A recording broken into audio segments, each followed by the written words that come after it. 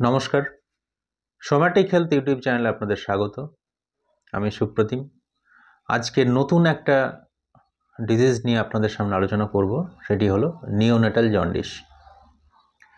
0 থেকে 28 দিন পর্যন্ত বাচ্চাদের আমরা বলি নিওনেটস। এই সমস্ত বাচ্চাদের জন্ডিস হলে সেটাকে আমরা বলি নিওনেটাল জন্ডিস। এখন জন্ডিস কি?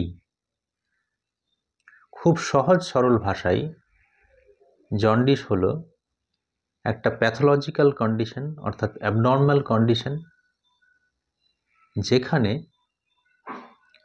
আমাদের রক্তে বিলিরুবিনের পরিমাণ বেড়ে যাওয়ার ফলে কিছু কিছু জায়গায়, যেমন স্কিন, চোখের সাদা অংশ আর মিউকাস মেমব্রেন, এই সমস্ত জায়গাগুলোতে ইয়েলোইশ ডিসকালারেশন হয়, হলুদ ভাব দেখা দেয়। এই জন্ডিসটা হওয়ার মূল কারণ হচ্ছে রক্তে বিলিরুবিনের পরিমাণটা বেড়ে যাওয়া। এখন এই বিলিরুবিনটা কি, খুব সহজ সরল ভাষায় আপনাদেরকে বলার চেষ্টা করব। আমাদের শরীরে লোহিত রক্তকণিকা থাকে, সেখানে হিমোগ্লোবিন থাকে। সেই হিমোগ্লোবিনে হেম এবং গ্লোবিন দুটো পার্ট থাকে। এই হেম পার্টটা থেকে তৈরি হয় বিলিভারডিন। বিলিভারডিনটা কনভার্ট হয়ে গিয়ে বিলিরুবিন তৈরি করে। এবার এই রক্তের বিলিরুবিনটা লিভারে গিয়ে প্রসেসিং হয়। লিভারে প্রসেসিং হওয়ার পর সেটা বাইল চ্যানেল, অর্থাৎ পিত্তনালী দিয়ে আমাদের ইন্টেস্টিনে আসে, অর্থাৎ খাদ্যনালীতে আসে। খাদ্যনালী থেকে সেটা ইউরোবিলিনোজেন এবং স্টার্কোবিলিনোজেন, এই দুটো ফর্মে আমাদের ইউরিনের মাধ্যমে এবং ফিক্যাল ম্যাটারের মাধ্যমে, অর্থাৎ স্টুলের মাধ্যমে বাইরে বেরিয়ে যায়। এখন যে সমস্ত কারণে রক্তে এই বিলিরুবিনের মাত্রাটা বাড়ে, সেই সমস্ত কারণেই নিওনেটাল জন্ডিস তৈরি হয়। এখন আমরা দেখে নেব কি কি কারণে বিলিরুবিনের মাত্রা রক্তে বাড়ে, অর্থাৎ কজ অফ নিওনেটাল জন্ডিস। প্রথমটা হচ্ছে ফিজিওলজিক্যাল জন্ডিস, অর্থাৎ এটা নর্মালি হয়ে থাকে। ফিজিওলজিক্যাল জন্ডিস মানে এটা অনেক বাচ্চাদের, বেশিরভাগ বাচ্চাদের ক্ষেত্রে নর্মালি হয়ে থাকে।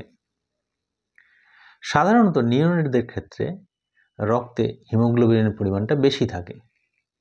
তো বেশি থাকার জন্য অটোমেটিক্যালি এটা ভাঙতে শুরু করে।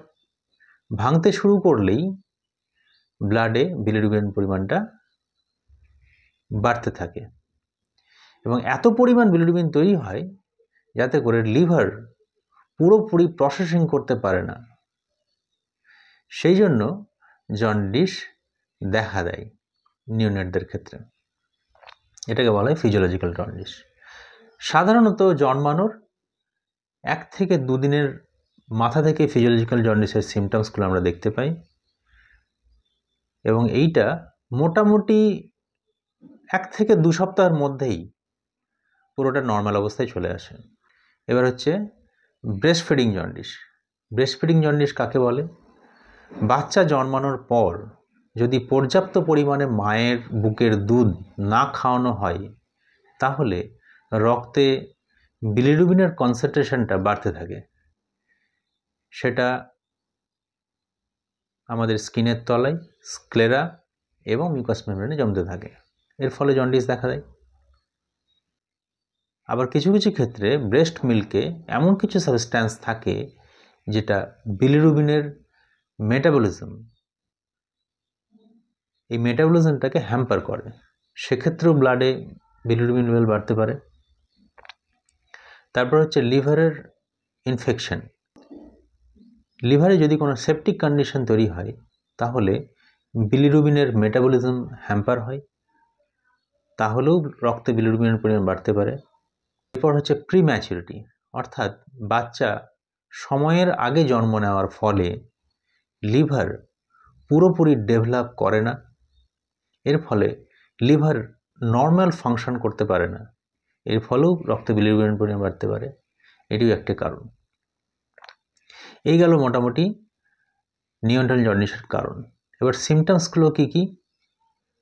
প্রথম কথা হচ্ছে ইয়েলোইশ ডিসকালারেশন, অর্থাৎ হলুদ ভাব। কোথায় কোথায়? স্কিন, চোখের সাদা অংশ, জিভের তলায়। 2 নম্বর হচ্ছে বাচ্চা ব্রেস্ট ফিডিং করতে চায় না। 3 নম্বর হচ্ছে প্রচণ্ড স্ক্রিমিং করে, চিৎকার চেঁচামেচি করে বাচ্চা। এগুলো হচ্ছে সিমটমস। এবার আসি ম্যানেজমেন্টে। ম্যানেজমেন্ট হচ্ছে ফিজিওলজিক্যাল জন্ডিস সাধারণত আমরা যখনই এর সিমটমসগুলো দেখতে পাই, বাচ্চাকে ব্লু গ্রিন লাইটের তলায় রাখা হয়। এর ফলে কি হয়? বিলিরুবিনটা ব্রেকডাউন হয়। স্কিন, স্ক্লেরা এবং আন্ডার দ্য টাং যে সমস্ত বিলিরুবিন ডিপোজিট হয় সেগুলো খুব তাড়াতাড়ি ব্রেকডাউন হয়। এর ফলে বিলিরুবিন লেভেলটা আস্তে আস্তে কমতে থাকে। মোটামুটি দেখা গেছে ফিজিওলজিক্যাল জন্ডিস 1 থেকে 2 সপ্তাহের মধ্যেই ক্লিয়ার হয়ে যায়। অথবা ব্রেস্ট ফিডিং জন্ডিস, এটাও মোটামুটি 1 থেকে 2 সপ্তাহের মধ্যে মোটামুটি চলে যায়। এবার যদি দেখা যায় 2-3 সপ্তাহ পরেও বাচ্চাদের জন্ডিস যাচ্ছে না, তাহলে বুঝতে হবে এর আন্ডারলাইং কজ অন্য কিছু আছে। অর্থাৎ লিভার ইনফেকশন হতে পারে, সেপটিক কন্ডিশন হতে পারে, অথবা বাইল চ্যানেলে অ্যাট্রেসিয়া হতে পারে। বাইল চ্যানেল অ্যাট্রেসিয়া মানে কি? বাইল চ্যানেল ঠিকঠাক ডেভেলপড হয় না অথবা তৈরি হয় না, এটাকে বলা হয় বাইল চ্যানেল অ্যাট্রেসিয়া। এইটা সাধারণভাবে জন্মগত একটা ডিফেক্ট। তাহলে এই সমস্ত আন্ডারলাইং ডিজিজের ট্রিটমেন্টগুলো করতে হবে যদি 2 থেকে 3 সপ্তাহের মধ্যে বাচ্চার জন্ডিস না সারে। এবার প্রিভেনশনটা কি? প্রিভেনশন হচ্ছে বাচ্চা জন্মানোর পরেই আমাদেরকে সচেতন থাকতে হবে যে স্কিন বা চোখের সাদা অংশ এই সমস্ত জায়গায় কোনো হলুদ ছাপ পড়ছে কিনা, বাচ্চা ঠিকঠাক ব্রেস্ট ফিডিং করছে কিনা, এবং বাচ্চার ঠিকঠাক ঘুম হচ্ছে কিনা বা খুব চিৎকার চেঁচামেচি করছে কিনা। এই সমস্ত জিনিসগুলো আমরাকে খুব কিনলি নজর রাখতে হবে, যাতে করে প্রথমেই যদি জন্ডিসটা ধরা পড়ে তাহলে আমরা ঠিক প্রপার ট্রিটমেন্টটা যাতে করতে পারি। এটাই মোটামুটি নিওনেটাল জন্ডিস সম্বন্ধে খুব সহজ সরল ভাষায় আপনাদেরকে বোঝানোর চেষ্টা করলাম।